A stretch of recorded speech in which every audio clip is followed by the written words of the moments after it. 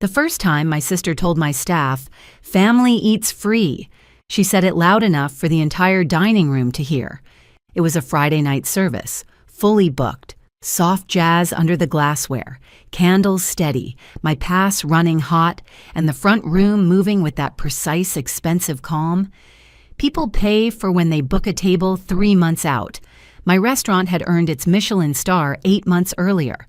Since then, every service felt like performing surgery in silk gloves. One wrong move, one sloppy plate, one loud scene in the dining room, and people remembered the disruption longer than the food. So of course, my family chose a Friday. I saw them the moment I stepped out of the kitchen to check the floor. My mother in a cream coat like she was arriving at a charity gala instead of a restaurant she had once called that little cooking phase. My father already smiling at a server he didn't know. My sister Vanessa with one hand on the host stand, pointing at the reservation book like she owned the building. And behind them, my aunt and her husband drifting in as backup, the way my family always moved when they wanted to make cruelty look democratic. We all decided. That had always been their favorite trick. Not I decided, not your mother decided, not your father decided. We all decided. As if a group lie became truth by sounding unanimous. The hostess looked relieved when she saw me. "Chef," Vanessa didn't even turn. "Tell them to put us at the center table," she said. "And no rush on the tasting menu. Family's here." I stopped beside the stand and said, "No." The word landed cleanly. My mother turned first. For half a second, something mean and satisfied flashed across her face, the look of a woman who had always believed my success was temporary and was finally getting the chance to test it with her bare hands. Then she smiled. "Camille." I hadn't heard my own name in her mouth in almost 2 years, not because we were estranged in some dramatic screaming way. My family preferred colder methods. They withdrew, reappeared, claimed concern, rewrote history. They didn't cut people off. They edited them. Vanessa folded her arms. "We came to celebrate. You came without a reservation. We're family. That is not a reservation." My father chuckled like I was being theatrical. "Don't start, Camille. We all wanted to see the place." The place.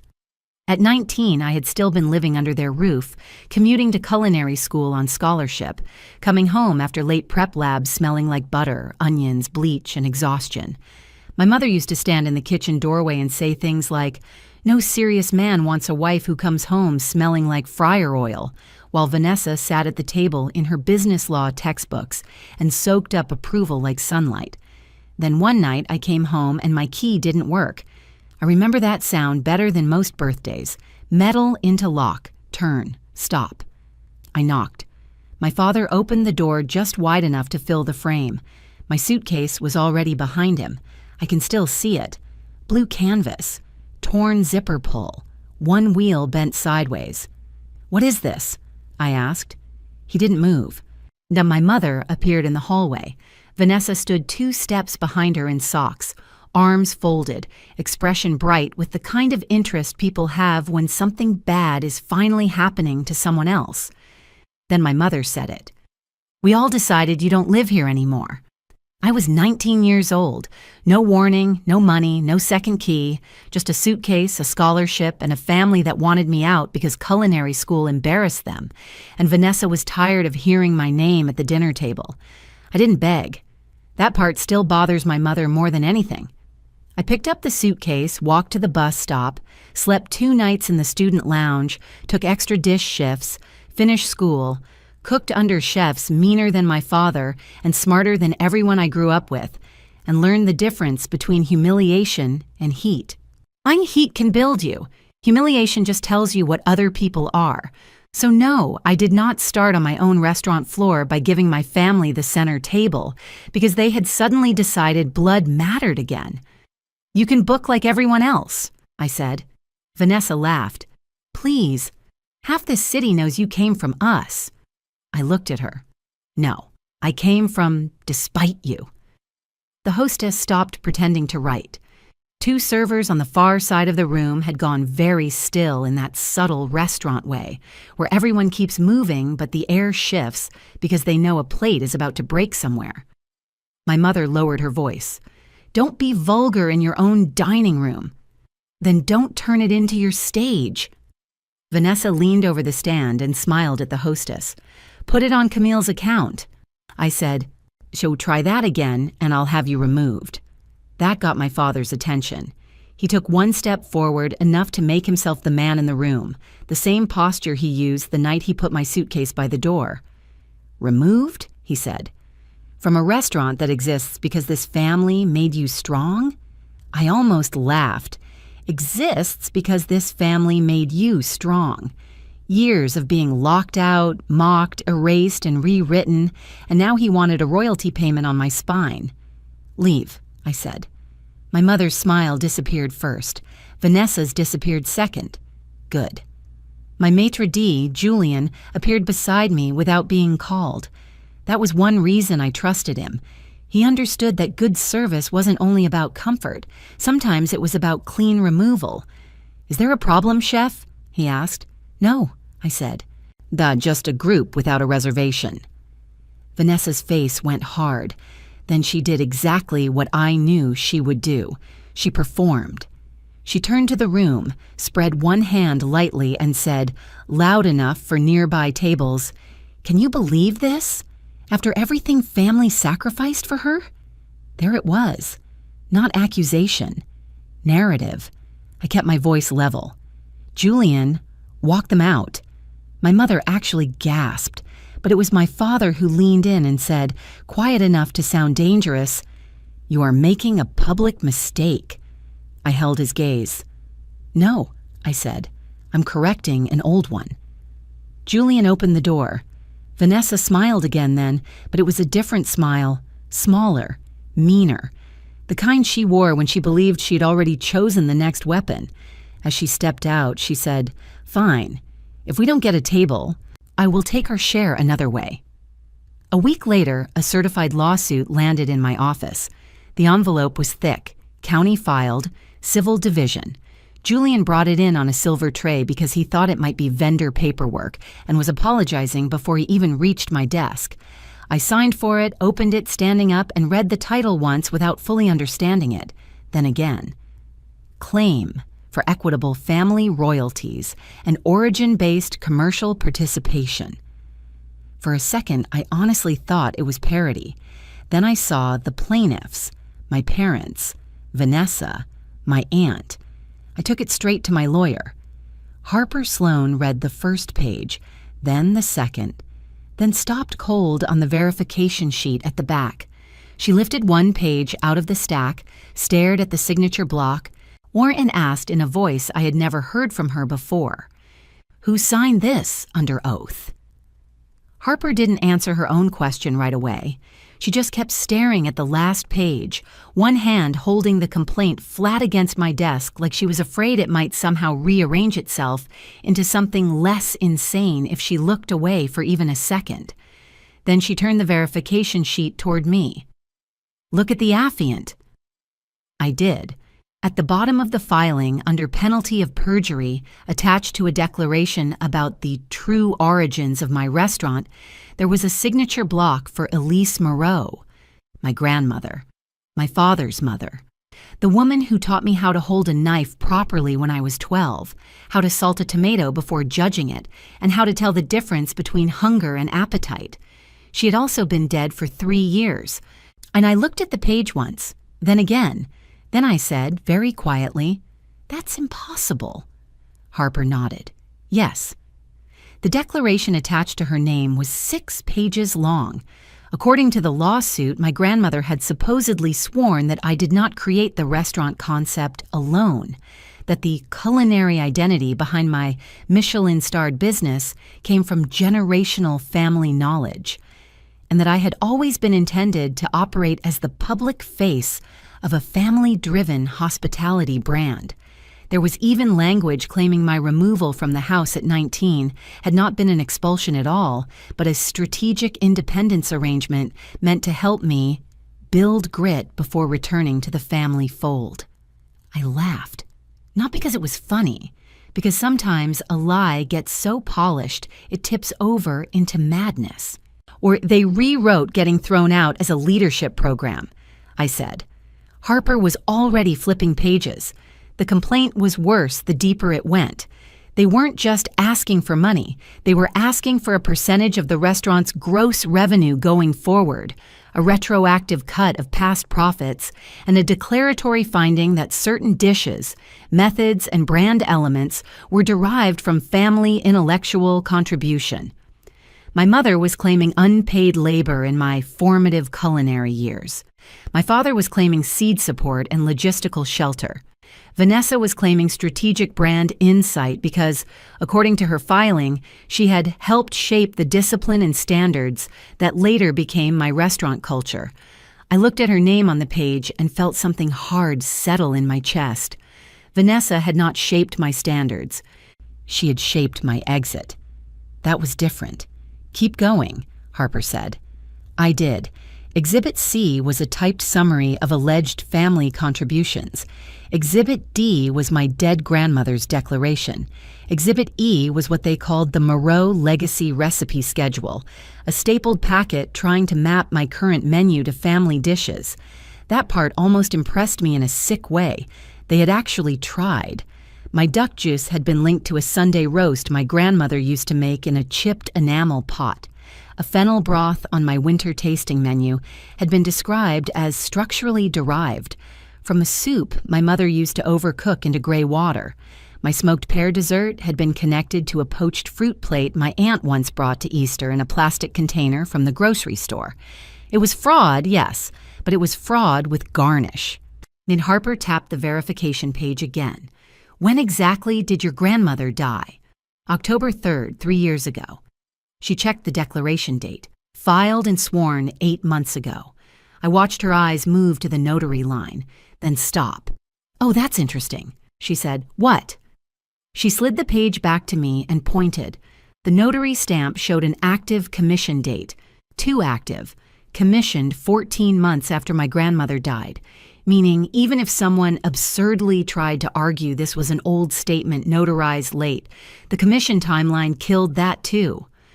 "She could not have signed this," Harper said, "and this notary could not have witnessed her sign anything while she was alive." I felt cold all over again, not because I doubted my family anymore, because they had gone further than even I expected. They had dragged my dead grandmother into court to sue me. Harper reached for her phone and called the civil clerk's office directly. She identified herself, gave the case number, and asked a question in the tone lawyers use when they already know something is rotten and just need the clerk to confirm which part smells first. "Yes," she said. "I need the hearing status on the TRO request." She listened. My stomach dropped. "What?" I asked when she hung up. "They requested expedited review." "How fast?" "Monday morning." It was Thursday. 3 business days. My family had filed a lawsuit crazy enough to make a judge frown, but not so crazy that we could ignore it. That was the dangerous zone, not a joke, not yet fatal, and just enough paperwork to force me to spend the next 72 hours defending the right to own the life I built after they threw me out of theirs. I stood up too quickly and had to steady myself against the desk. "What can they actually do?" Harper answered immediately. "If we do nothing, create noise, pressure vendors, scare investors, frighten staff, potentially freeze distributions tied to the business if a judge thinks there's an emergency ownership dispute." I stared at her. My restaurant could get tied up because my family invented a royalty theory and forged a dead woman's signature? If the paperwork isn't destroyed fast enough, yes. That was the first moment I felt real fear, not for me, for service, for payroll, for reservations booked months out, for my sous chef who had a baby on the way, for Julian, or who still texted me photos of wine labels when he got excited, for the dish team who counted hours down to the minute because rent never cared whether a lawsuit was idiotic. Harper was already moving again. "We need 3 things today," she said.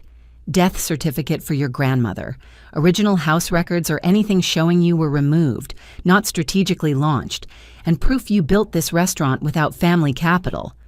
I have all of that. Good, then get it. I went to the wall safe in the office library and pulled what I never thought I would need for anything except private anger. The old locksmith invoice from the night I got locked out at 19, my student housing emergency form, tuition statements, early payroll records from my first kitchen jobs, the lease for the room I rented above a laundromat, odd in my original investment wire into the restaurant LLSE years later. When I came back to the desk, Harper had the complaint spread into piles: forgery, recipe nonsense, revenue claim, family labor claim. Then she stopped at one more page. Her whole expression changed. "What now?" I asked. She lifted a supplemental exhibit I hadn't reached yet. It was a copy of a private restaurant operating memo.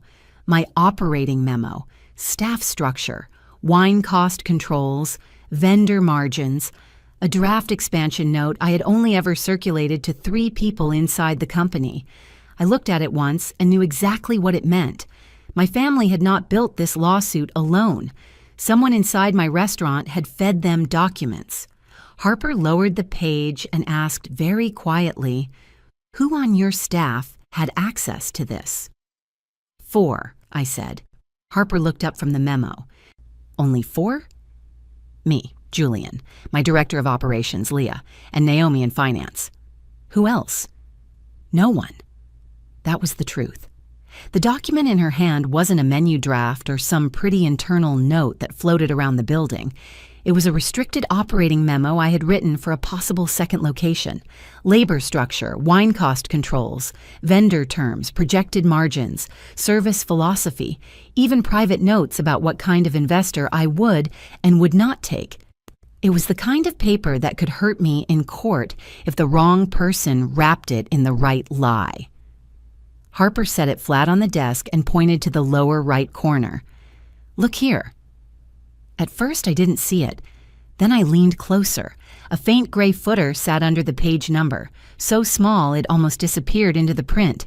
Exported via board draft/user, L, Kessler/internal copy Leah. Leah Kessler, my director of operations. The room went very still. Harper said, "When did you last circulate this?" "Never outside executive review." "And did Leah have reason to print it?" "No." That answer came too fast, because as soon as I said it, I knew something else. Leah had been the one who urged me not to overreact when my family showed up at the restaurant. She had called the scene emotionally messy, but manageable. She had also told me, 2 days later, that Vanessa had phoned the restaurant asking whether I seemed stressed and whether I was making impulsive financial decisions. At the time, I thought it was phishing. Now it looked like calibration. Harper picked up her phone. "Call Julian. Tell him to lock the admin office and pull door access logs for the last 2 weeks. Then call Naomi and tell her not to leave with anything. Not because she's accused of anything, because I want this room closed before panic spreads." I did both. Julian answered on the first ring. The second he heard my voice, his tone changed. "Something's wrong." "Yes," I said. "Lock the admin office. Right now. Then meet me there." Naomi was easier, shocked but steady. She promised not to touch a thing. Leah did not pick up, neither the first time nor the fourth. By the time Harper and I crossed the dining room into the back office hall, Julian already had the admin suite locked and the security terminal open. Naomi was inside by the filing cabinets, pale and silent, one hand still wrapped around her office badge. I showed them the footer on the memo. Julian swore under his breath. Naomi just said, "Nah, no." Harper stepped in before emotion could turn into noise. "I'm not accusing anyone without records," she said, "so let's get records." The restaurant's internal system tracked more than people realized. Not because I distrusted my team, but because restaurants bleed money through carelessness. Office doors, late-night entries, document exports, vendor edits, payroll access. Good systems leave tracks. Julian pulled the office access log first. Leah's badge had entered the executive office at 11:48 p.m. on Sunday. The restaurant had closed at 10:30. I had left at 10:40. Naomi frowned. Why was she here that late? I looked at the screen, then at the memo in Harper's hand. Because at 12:03 a.m., 15 minutes after Leah badged in, a board draft showed the restricted operating memo exported from her user account. At 12:07, another export. At 12:10, a PDF bundle created. At 12:12, a file sent to an external email address. Harper leaned closer. Can you open the transfer details? Julian clicked. Recipient vk.strategy.consulting at... He stopped reading. So did I. Vanessa Kessler used to joke in college that every smart woman should keep one email address for serious business and one for war. I had forgotten the exact wording, not the initials. VK, Julian said quietly. Harper nodded. Your sister. Naomi sat down without meaning to. I could hear the metal chair scrape under her. Then Julian opened the camera feed archive for that night. No sound, just the grainy office hallway at almost midnight. 11:48, Leah badging into the admin suite. 12:16, Leah exiting with her coat on and her phone in her hand. 12:17, she stopped in the side corridor by staff entrance. A woman stepped into frame from outside, cream coat, dark hair. Even in bad hallway footage, I knew my sister's posture better than my own. Vanessa. Julian whispered, she came here. Not to eat, not to celebrate, not to play family, to collect. Harper asked, can you zoom? Julian did. Leah handed Vanessa an envelope. Vanessa tucked it under her arm and touched Leah's elbow like they were old friends. Then both women disappeared out the side door. Naomi looked at me. I swear to God I didn't know. I know, I said, and I did. Naomi was many things. Nervous, detail-obsessed, too eager to apologize. And she was not someone who could sit through a forged lawsuit over my dead grandmother and keep her pulse under control. Harper was already moving again. Where is Leah now? Julian checked the schedule. She was supposed to be here at 4 for vendor review. It was 4:15. He called her. Straight to voicemail. Then the host's stand called the office line. Julian answered, listened, and went white. What? I said. He lowered the phone slowly. Leah just came in through the front, he said. She has 2 men with her, and she's telling the hostess she needs immediate access to the wine office because she's there to preserve family intellectual property before counsel arrives. By the time I got to the front, Leah was already past the host stand. Then she had one hand lifted in that managerial way she used when she wanted to sound reasonable while doing something outrageous. The 2 men behind her were carrying hard cases, black, square-edged, the kind people bring when they want a room to believe they belong in it. The dining room wasn't open yet, but staff meal was still finishing in the back. Glassware was being polished, and the whole front half of the restaurant had that dangerous pre-service quiet where any raised voice feels twice as loud.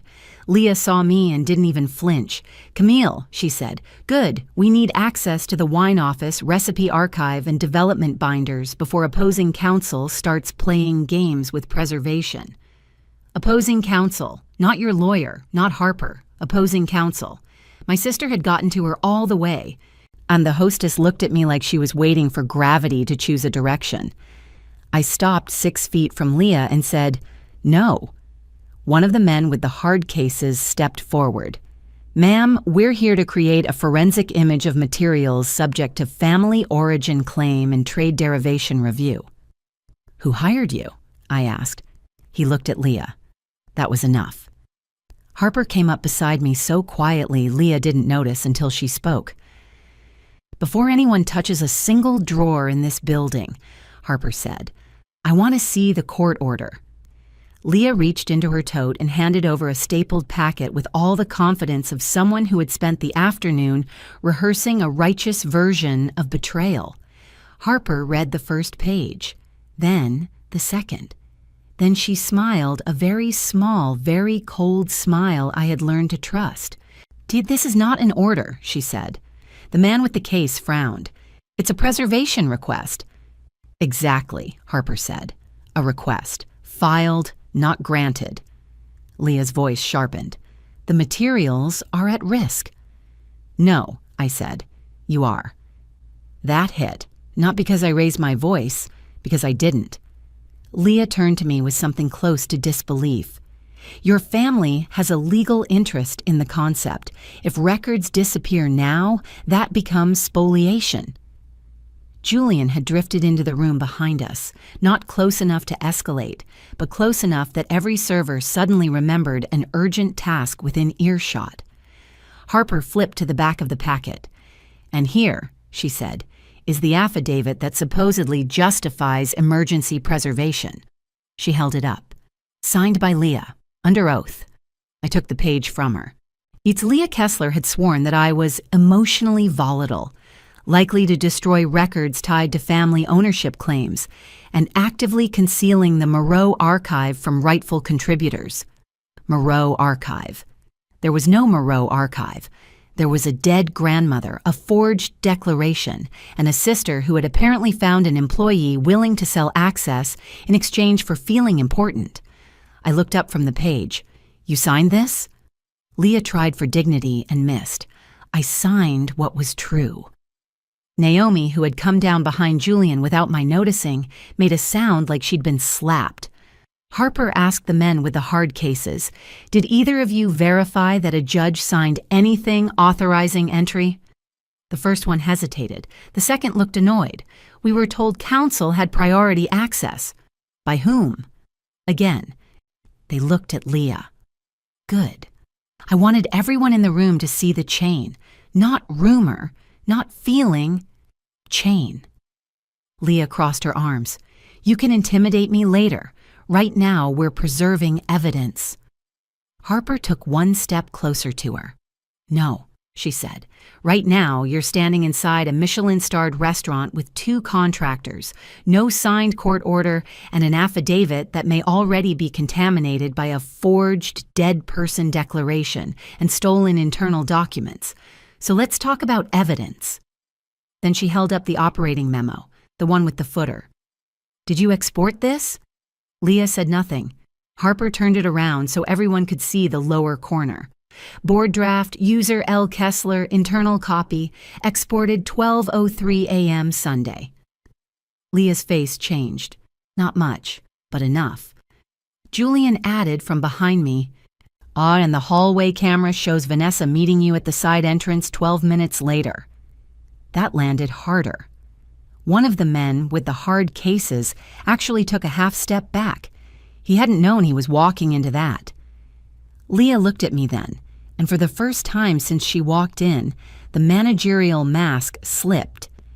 "You built this place out of family stories," she said. "You sell memory and call it authorship." That would have sounded profound to someone who didn't know her. To me, it sounded like Vanessa had been coaching her. "My grandmother taught me how to season food," I said. "That did not make my mother a shareholder." Leah opened her mouth to answer. Then Harper slid one more paper out of the preservation packet, and everything changed. It was a fee agreement, contingent advisory compensation, signed 3 days earlier, by Vanessa and by Leah. Under it, in plain language, Leah was promised a percentage of any recovered family participation value, plus a fixed role in operational transition if the restaurant came under supervised revenue allocation. Operational transition. She wasn't preserving evidence. She was buying herself a promotion through my sister's lawsuit. Harper held the page up. There it is. The whole room had gone silent now. Not awkward silent. Witness silent. Naomi whispered, "Oh my God." Leah's voice came out thin. "That's not what it sounds like." "No?" Harper asked. "Then explain why a current employee secretly exported executive materials to the plaintiff, signed an oath calling her employer unstable, and negotiated a paid role in the business she claims needs protection from its owner." Leah said nothing. And the first hard case man looked at the second and muttered, "We're leaving." Good for him. Not because he was moral, because he had finally located self-preservation. They turned and walked out without waiting for permission. Leah stayed where she was. Harper lowered the fee agreement and asked, very quietly, "Who drafted your affidavit?" Leah's eyes flicked once toward the packet in Harper's hand. That flicker told me everything. Not my mother, not my father. Vanessa. My sister always wrote like she was cross-examining the future. Harper saw it too. Thought so. Then Julian's phone buzzed. He checked it, frowned, and handed it to me. An email had just hit the restaurant's public legal inbox from Vanessa. With subject line, "Final chance before filing criminal referral attached," was a letter threatening to report me for inheritance suppression and fraudulent use of deceased family intellectual property. It would have been absurd if not for the attachment beneath it. A scanned page from my grandmother's old recipe notebook. Except it wasn't just any page, it was one I had never seen before. At the bottom, beneath a handwritten sauce note in my grandmother's script, was a second line in different ink, cleaner and later. For Camille. When she opens her own place, this is hers. I stared at it, then at Harper. My throat tightened. That's real. Harper took the page, looked once, and said, "If that notebook is genuine, your sister just made the worst mistake of her life." Harper was already moving before I could ask why. "Forward me the full email with metadata," she said to Julian. "Right now. Not the attachment, the entire message." Julian nodded and ran for the office. Leah was still standing there, pale now, one hand gripping the strap of her tote so hard her knuckles had gone white. She looked less like an operator and more like someone realizing she had stepped into a fraud she did not understand deeply enough to survive. I barely saw her. I was staring at that notebook page. My grandmother's handwriting had a rhythm I knew better than some relatives' voices. She made her lowercase f's too tall, pressed hard on ingredient weights, crossed her sevens like she mistrusted numbers. The sauce note at the top was hers. I knew it in my bones. And the line at the bottom, for Camille, "When she opens her own place, this is hers," was later ink, but still hers. In the older hand, slight tremor. Same pressure pattern on the C. Harper looked at me once and said, "If Vanessa had any real claim, she would have attached this on day one, not in a last-minute threat email after the inside leak got exposed." What does that mean? It means she didn't know this line existed until now, or she didn't understand what it would do. Julian came back with his laptop open. Harper scanned the email headers so fast I could barely follow her eyes. Then she smiled again, smaller this time, sharper. "Sent from Vanessa's personal account," she said.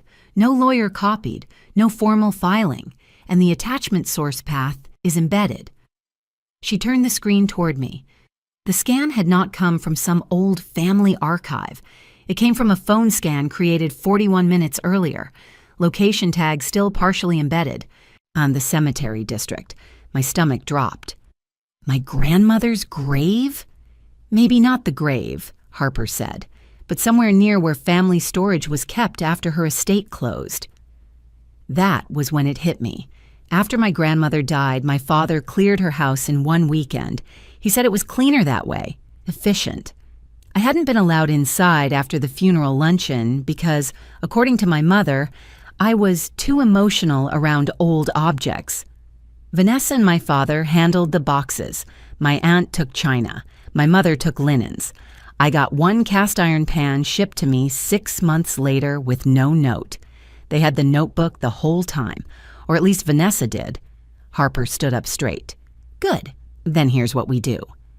She called the civil clerk first, not to argue, to file. Emergency motion to strike the verification. An emergency motion for sanctions. Notice of fraudulent declaration attached to deceased affiant. Emergency request to deny any preservation or TRO relief based on contaminated evidence. Supplemental exhibit. metadata from Vanessa's threat email, and Leah's contingent fee agreement. Then she called opposing counsel, or rather, the lawyer whose name was printed on the complaint. He answered on the second ring. "This is Harper Sloan," she said. "I'm calling as a professional courtesy before I file something that is going to make your evening much worse. Your clients have a dead woman verifying a complaint, a current employee feeding them internal documents for compensation, and now the lead plaintiff has sent a direct threat email from a personal account attaching what appears to be authentic grandmother-written evidence that destroys the royalty theory." She listened. Then, "No, I'm not overstating anything. Check your email in 90 seconds. She hung up and turned to Leah. "You have one chance to make your life less terrible. Sit down and tell me exactly when Vanessa first approached you." Leah looked at me, not Harper, me. And finally, she understood that whatever image she had built of me as a talented cook, too emotional to defend the business, was gone. "It started 3 months ago," she said. Julian shut the office door. Leah talked, not gracefully, not nobly, but enough. Vanessa had come in as a guest after the Michelin announcement, asked for a tour, then found Leah alone by the wine office and told her she was the only adult in the room, said I was brilliant but sentimental, claimed the family had legal background rights in the concept and that smart people would make sure transition happened professionally when I inevitably collapsed under expansion pressure. She promised Leah a future title, a percentage, authority. The same bait Vanessa always used, not money first, importance. Leah admitted exporting the memo, admitted meeting Vanessa at the side door, admitted signing the affidavit because Vanessa told her the lawsuit would end in a revenue-sharing settlement and I would keep cooking anyway. Harper recorded every word. By 8 that night, we had filed enough to turn the Monday hearing from a threat into a trap. Monday morning, the courtroom was full. Not packed like a murder trial. Worse, quietly full. Restaurant people, 2 trade reporters, a vendor rep I recognized from produce, 1 woman from Michelin Regional who pretended not to know me. My family had chosen publicity when they walked into my dining room. They just hadn't understood who else might watch when the paperwork cracked. Vanessa sat in navy, chin lifted, as if posture could still save her. My mother wore pearl earrings and damage. My father looked furious in the tired way men do when they realize confidence has started billing by the hour. Their lawyer rose first and tried to frame it as a complex family origin dispute involving culinary lineage. Harper stood second and burned it to the floor. Not theatrically, procedurally. Death certificate for my grandmother. Commission dates for the notary. My grandmother's death occurring 3 years before the verification was supposedly sworn. Leah's export footer. Hallway footage of Vanessa collecting the envelope. Leah's contingent fee agreement. Vanessa's direct threat email. Metadata showing the notebook page was scanned personally. Off counsel path. Less than an hour after Leah's exposure. Then Harper introduced the notebook page itself. My grandmother's note. For Camille. When she opens her own place, this is hers. The judge read that line twice, then looked over the bench at my family and asked the only question that mattered. If the family collectively owned this business identity, why does the decedent appear to have singled out the defendant by name? No one answered well. Vanessa tried first, claimed it was sentimental, not legal. Harper replied, exactly, sentimental. Our personal, directed, the opposite of a shared commercial entitlement. Then came the worst moment for them. The judge asked about the verification page. Opposing counsel, to his credit, had the sense not to defend the dead woman's signature once the dates were in the room. He said he had relied on representations from his clients. That probably saved his license. My family had no such shield. The judge struck the complaint's verification, denied the TRO outright, referred the matter for sanctions review, and ordered immediate preservation of all communications between the plaintiffs and current or former employees of my restaurant. She also used the phrase, prima facie fraud on the court. I will never forget that phrase. Not because it was dramatic, because it was clean. Years earlier, they had told me I didn't live at home anymore. Or now a judge was telling them they didn't get to live inside my success either. After the hearing, Vanessa tried to get to me in the hallway. "You think this is over?" I looked at her, really looked at her. She had spent my whole life converting humiliation into structure, locks into consensus, theft into administration, jealousy into strategic concern. "Yes," I said, "for you, it is." By the end of that week, Leah resigned before I could fire her. Good. It spared me the meeting, not the paperwork. Opposing counsel withdrew. Trade reporters got enough of the sanctions filing to understand the shape of the story without me saying a word, and the dining room stayed full. That Friday, I ran service. Not because I had to prove something, because that is what ownership looks like when it is real. At the pass, between courses, Julian set a small wrapped object beside my plating towels. "What's this?" Naomi found it in the legal packet box after court. I opened it later in my office, my grandmother's original recipe notebook. Vanessa must have panicked and surrendered the real thing to counsel after sending the scanned page, hoping it would make her look cooperative before anyone forced production. Inside, tucked between broth notes and pastry margins, was one more line in my grandmother's hand on the inside cover. The one who is fed is not always the one who inherits. Sometimes it is the one who learns. I sat there for a long time with that notebook open in my hands and the dinner rush building on the other side of the wall. Then I got up and went back to work. And in the months that followed, the sanctions hearing went exactly the way Harper predicted. My family's complaint was dismissed with prejudice. The court ordered them to pay a painful share of my legal fees and made unusually direct written findings about false verification, bad faith revenue claims, and employee contamination. Leah's affidavit didn't survive either. Her promised operational transition turned into unemployment and a reputation no serious hospitality group would touch. Vanessa took the hardest fall. Not because she went to prison in some cinematic blaze, she didn't, but because the record followed her. Searchable sanctions, fraudulent declarations, direct evidence tampering attempts. For someone who built her whole life on posture, that kind of paper damage was fatal enough. My mother did what she always did, rewrote the story socially until she ran out of people willing to hear it. And my father stopped calling entirely. That was probably the first honest thing he had done in years. As for the restaurant, nothing froze. Payroll ran, vendors stayed. The Michelin people did not pull away. If anything, the staff got tighter. Julian became even more protective of the floor. Naomi stopped apologizing before every sentence, and I created a smaller, cleaner executive access structure, because trust is beautiful, right up until it needs logs. I still have my grandmother's notebook, not in the kitchen, in my office, because it was never really about recipes.